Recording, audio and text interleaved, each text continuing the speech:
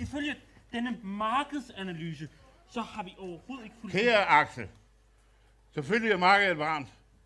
Det er snart december, og vi får meget travlt i den nærmeste fremtid.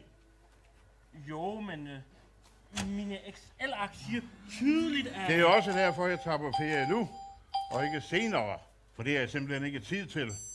Herre julemand, jeg troede ellers, det var fordi, at de havde bryllupsdag med konen. Nå ja, ja, det er da også rigtigt. Jo. Herre julemand, hotellen den er klar. Glimrende, så kan vi komme afsted.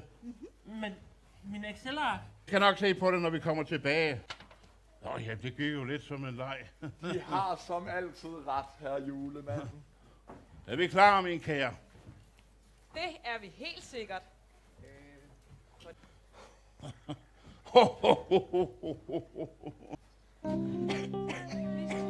Pas godt på os selv. Skal ikke med solskålet? Nej, så navlen i vandet.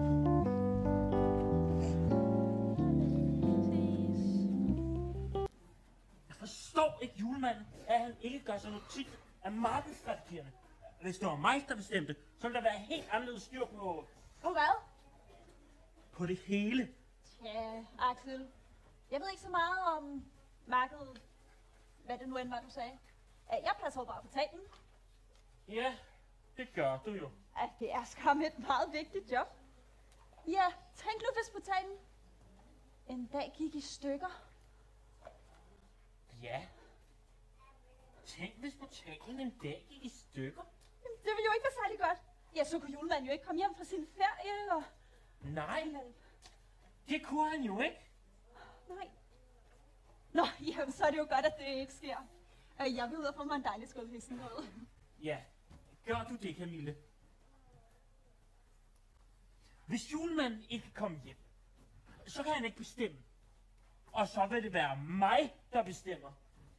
Og så vil jeg kunne lægge en økonomiplan, og en handleplan, og en planlægningsplan. Det var mange planer. Men hvordan forhindrer vi julemanden i at komme tilbage?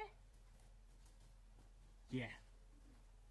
Hvordan forhindrer vi julemanden i at komme tilbage?